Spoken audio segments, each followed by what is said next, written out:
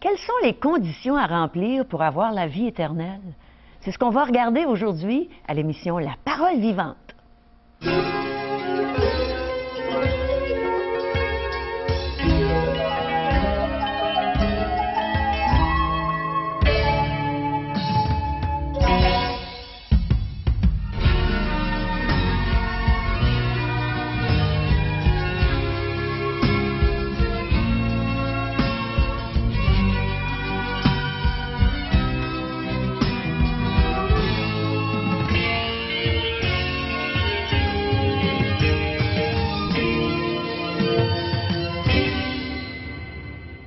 Bonjour, chers amis, et bienvenue à l'émission La Parole vivante. Vous savez, nous, les chrétiens, des fois, on peut avoir l'air prétentieux quand on dit « j'ai la vie éternelle, je suis certain ou certaine d'avoir la vie éternelle ». Eh bien, Régent, bonjour. Bonjour, Caro. Tu vas nous parler de ça un petit peu, hein? Comment on fait, les conditions à remplir pour avoir la vie? Les gens pensent bien souvent qu'on n'a rien à faire, mais il y a des conditions à remplir pour obtenir la vie éternelle, le don gratuit de Dieu. C'est un don gratuit, mais lorsqu'on reçoit un cadeau, il y a des conditions à remplir. Quelles sont les conditions? Il faut au moins tendre la main et le recevoir et l'accueillir. Et après ça, en bénéficier pleinement. Si on va regarder ensemble. Si vous refusez le cadeau, alors donc, il est perdu. Et c'est la même chose avec le cadeau que Dieu nous offre, la vie éternelle, en la personne de son Fils Jésus. Je vais aller m'installer. On va regarder ensemble avec l'Évangile de Jean. Du moins, un premier texte de départ, ce sera l'Évangile de Jean. Tu l'as en main. Deux couvertures différentes, mais le même Évangile à l'intérieur. Exact. La nouvelle édition 2008 qu'on a distribuée par centaines de milliers dans la ville de Québec et même dans diverses régions du Québec, afin que les gens puissent avoir en leur possession comment faire pour obtenir la vie éternelle. Et on le regarde ensemble à la télé en plus, alors imagine. Et on est là ensemble pour partager. Alors, si vous voulez bien, je vais m'installer ici afin de pouvoir lire la parole de Dieu avec vous. C'est l'Évangile de Jean, 4e livre du Nouveau Testament. C'est chapitre 16, à partir du verset 7.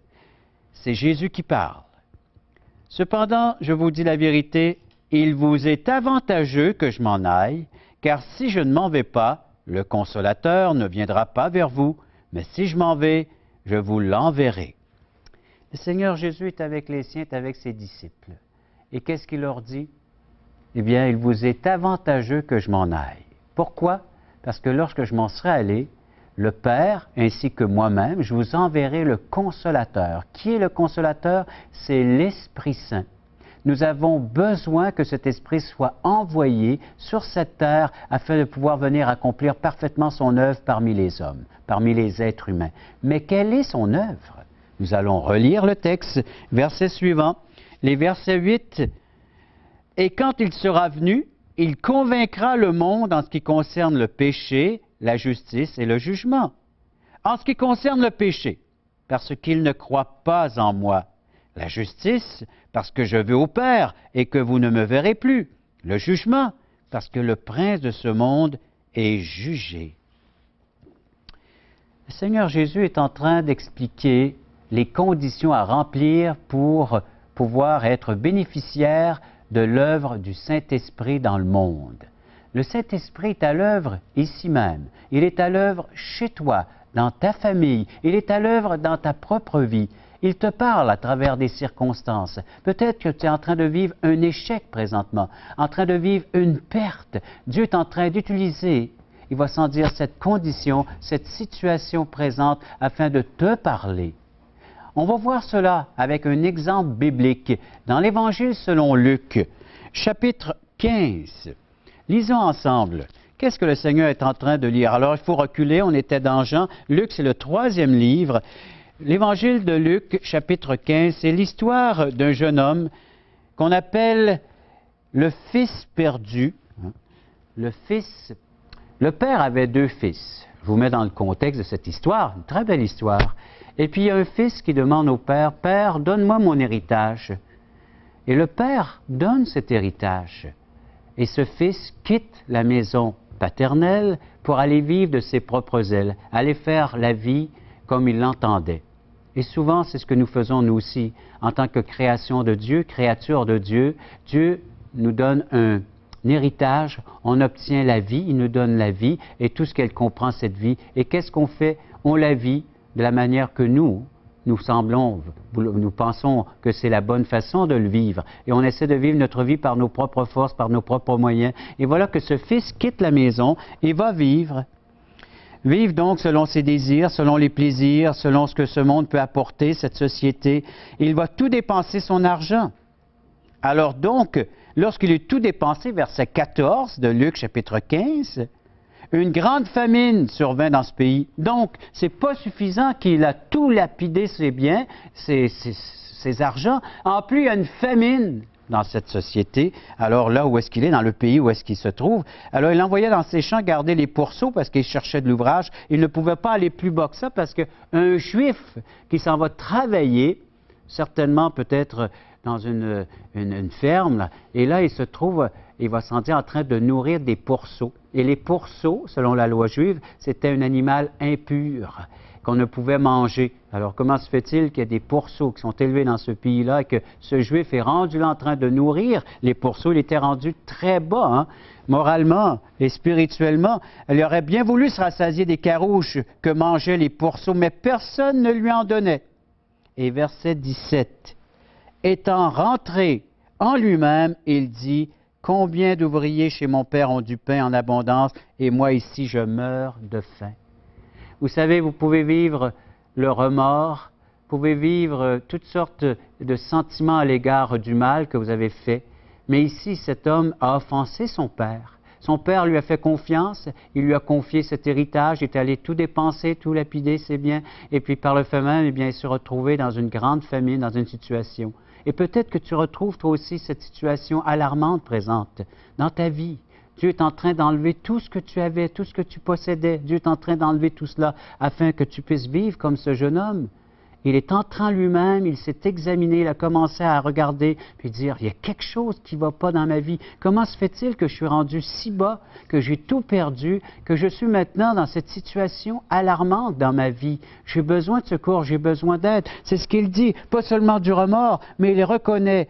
Et regardez la suite, verset 18, « Je me lèverai, j'irai vers mon Père, et je lui dirai, mon Père, j'ai péché contre le ciel et contre toi. » Et le verset 19 va bien rajouter, « Je ne suis plus digne d'être appelé ton fils, traite-moi comme l'un de tes ouvriers. » Il reconnaît l'état de son âme, l'état de son cœur. Et il confesse. Et il sait maintenant qu'il doit agir. Il va se lever et il va prendre la direction vers son Père. Et c'est cela que le Seigneur attend d'entre nous. Les mêmes versets de l'Évangile de Jean, chapitre 16, c'est de reconnaître que le Saint-Esprit est venu me convaincre de péché parce que je ne crois pas au Fils de Jésus. Oui, je crois peut-être intellectuellement, oui, j'y crois peut-être d'une certaine forme, certaine de croyance, mais de croire comme étant celui qui est venu pour me libérer, celui qui est venu pour me convaincre de l'état de mon cœur, tout comme ce jeune homme a été convaincu de son état de perdition, son état de péché, d'avoir offensé le Père. Nous avons tous offensé notre Créateur. Maintenant, il veut que tu le réalises dans ton être intérieur et que tu prennes la décision de te lever et d'aller vers Dieu et d'implorer sa miséricorde. C'est ce qu'il fait, une confession. Il dit, je n'ai pas ce que j'aurais dû recevoir, c'est-à-dire cette condamnation, ce poids du péché qui pèse sur lui. Il réalise enfin ce qu'il mérite. Donc il se lève, il va vers le Père, puis il dit, je vais prendre. Il ne veut plus me considérer comme un de ses enfants, alors que je sois comme un de ses esclaves peut-être. Mais quelle ne fut pas la surprise de cet enfant prodigue, comme on l'appelle souvent dans notre parabole, dans notre histoire. Il arrive à la maison et il commence pour faire sa confession et le Père l'accueille, le reçoit et il dit, voici celui qui était mort, vit maintenant, réjouissons-nous. Et c'est le contexte de Luc 15. Toutes ces brebis, parce que l'être humain est comparé à des brebis que le bon berger, en tant que la personne de Jésus, est venu chercher et trouver celle qui était perdue, celle qui réalise son état d'âme de perdition, qu'elle est séparée d'avec son Créateur. Le Seigneur, il dit que c'est celle-là que je suis venu prendre, la mettre sur mes épaules et la conduire dans la maison de mon Père, afin que là, nous puissions nous réjouir, moi et mes amis. Il dit, il n'y a plus de joie dans le ciel pour un seul pécheur qui se repent que pour 99 justes qui n'ont pas besoin de se repentir. Mais la Bible dit que nous sommes tous des pécheurs, on a tous besoin de vivre cette repentance, d'avoir cette conviction de l'Esprit qui nous convainc de péché, de jugement et de justice en rapport avec la personne et l'œuvre de Jésus-Christ. Il est en train de dire que ce n'est pas le fait de te déclarer juste ou de t'appuyer sur autre chose que sur l'œuvre du Saint-Esprit et de l'œuvre du Seigneur Jésus-Christ. C'est la seule façon de pouvoir être sauvé, d'avoir en notre possession la vie éternelle. Les conditions à remplir sont devant nous. C'est de pouvoir réaliser que oui, je suis un être pécheur, j'ai offensé mon Dieu qui est saint, qui est pur et qui réclame la justice, et la seule façon, c'est de me lever, d'aller vers lui, d'implorer sa grande miséricorde, sa bonté, son pardon, et par le fait même, il me l'accorde. Même il était déjà prêt à le faire, mais il attendait que nous puissions réaliser l'état de notre âme, de notre cœur, parce que le Père était toujours prêt. Il attendait, il guettait même la venue de son fils vers la maison. Et dès qu'il a vu son fils, il a accouru vers lui, se jeter dans ses bras, puis tout simplement manifester son amour qu'il avait déjà même avant que le Fils emprunte le pas et d'aller dans la direction du Père. Et cet amour est là, inconditionnel. Dieu t'aime d'un amour inconditionnel. Il n'attend que tu te repentes du mal que tu as fait et que tu retournes vers la maison, tu retournes vers sa demeure, vers le Père, vers le Créateur, et il t'accordera un plein pardon, une pleine réconciliation. Et ce sera la fête. Il va festoyer avec toi et avec ses amis, puis dire, ce pécheur qui s'est repenti, eh bien, il est accepté dans ma demeure, dans ma présence, non seulement pour aujourd'hui, mais pour l'éternité. C'est ce que nous allons entendre dans le prochain chant. On va écouter Caro qui va nous interpréter ce chant. Écoutez attentivement ses paroles. Elle va nous parler encore d'une grande vérité. Ces chants sont inspirés de la source même du Saint-Esprit, de la source même de Dieu. C'est des paroles vivantes, des paroles efficaces. Tout comme cette histoire que nous venons d'entendre, de lire ensemble. Eh bien, c'est ce que vous pouvez expérimenter. Prenez le temps de réfléchir. Écoutez attentivement les paroles de ce chant. Écoutez Caro qui va nous emmener, il va s'en dire, dans cette présence de Dieu, cette présence divine. Vous allez pouvoir bénéficier de la personne et l'œuvre de Jésus-Christ, non seulement demain, mais maintenant. Oui, c'est aujourd'hui le jour de votre délivrance.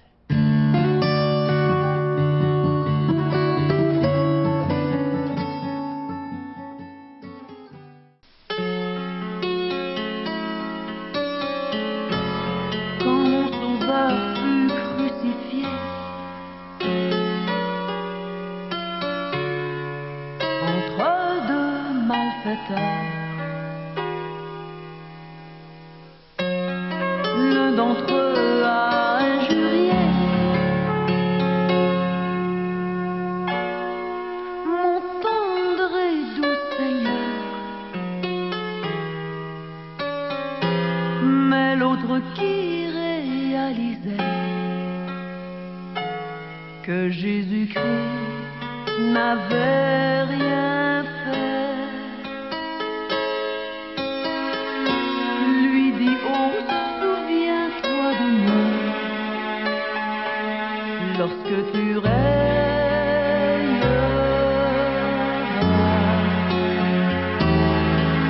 Jésus lui répondit,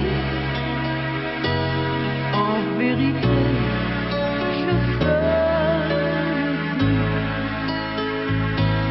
aujourd'hui même tu seras dans le paradis avec moi.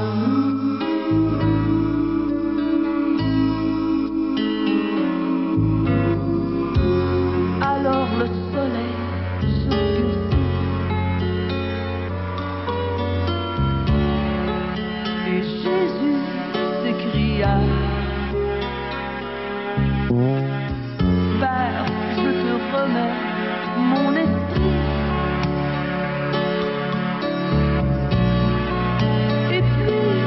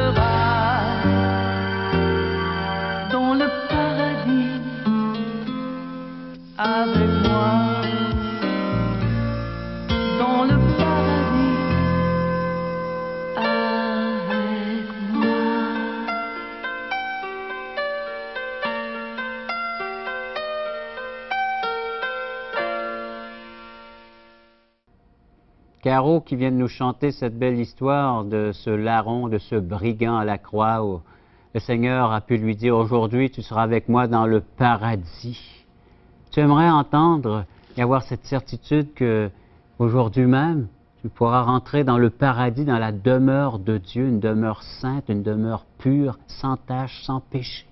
Comment avoir cette assurance, cette certitude, les conditions à remplir pour avoir la vie éternelle? Comment faire?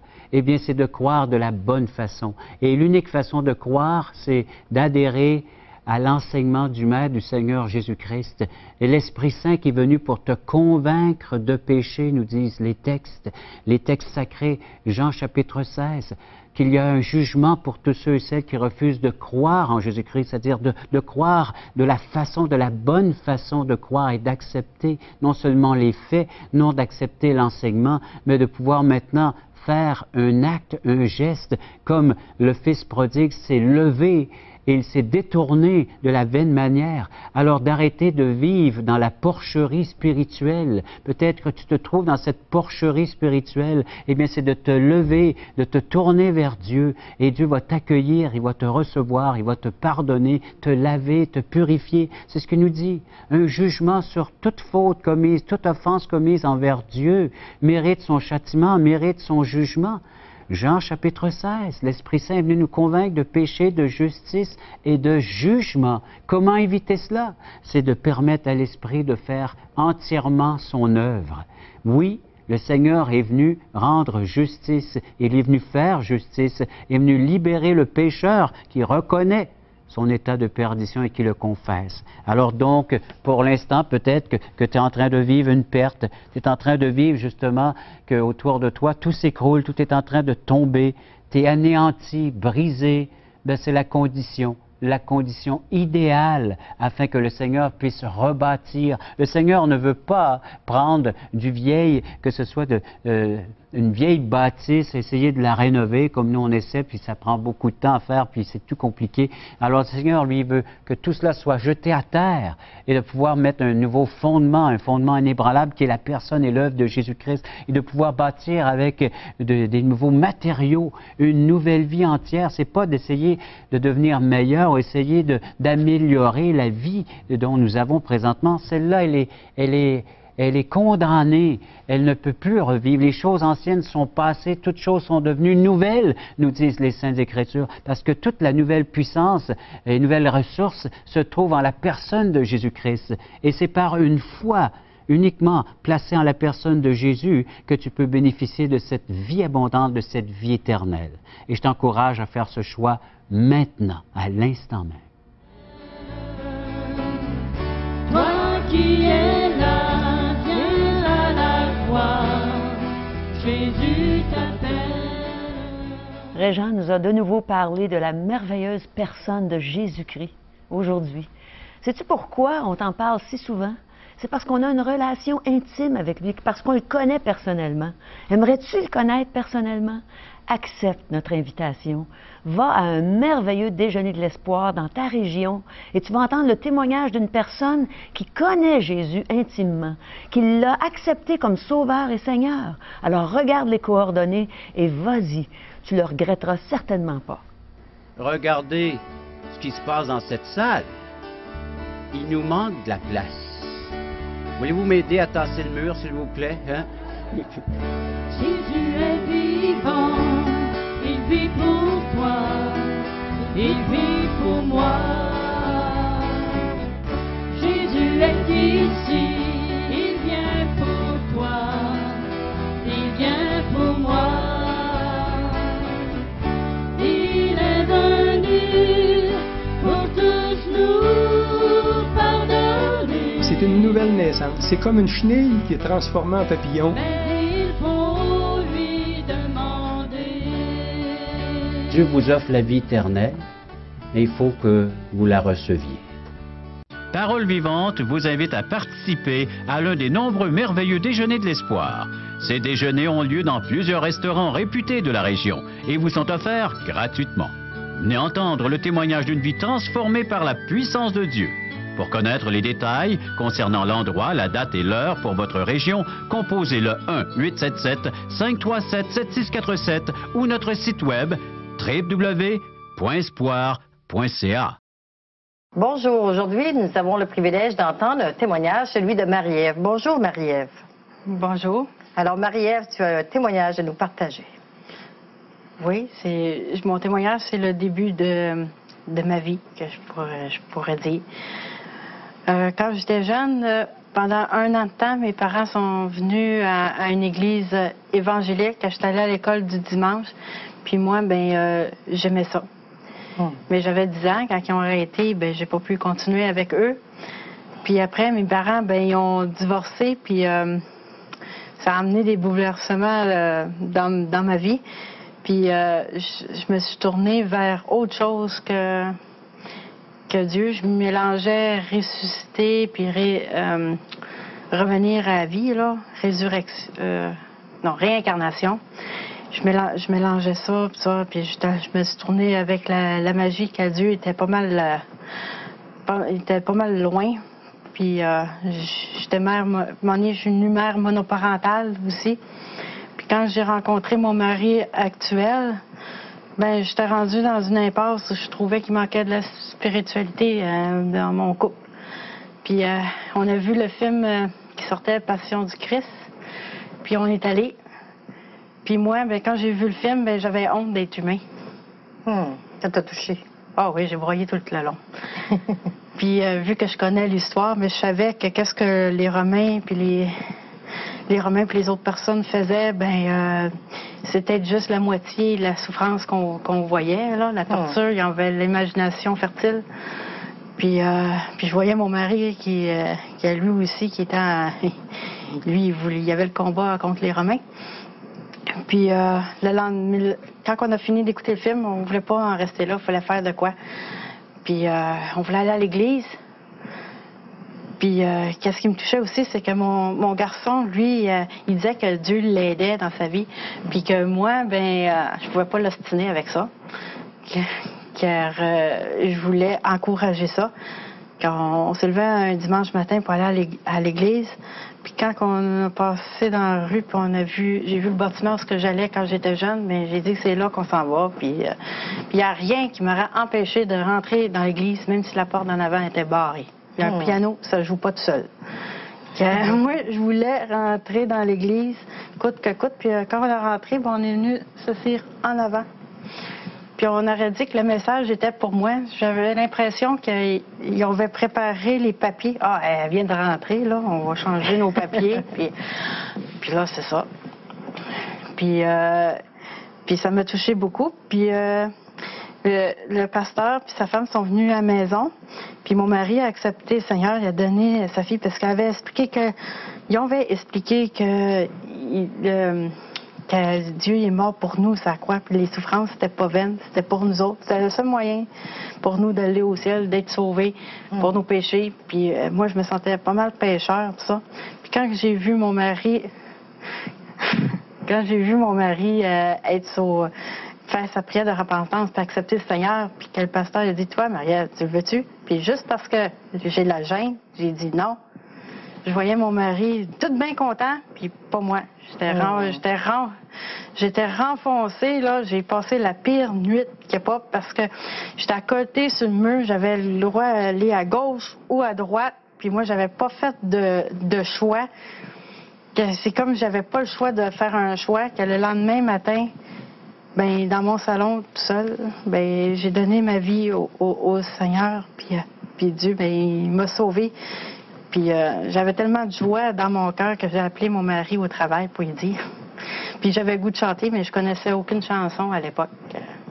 Bien, merci Marie-Ève pour ce beau témoignage. Et c'était un témoignage édifiant.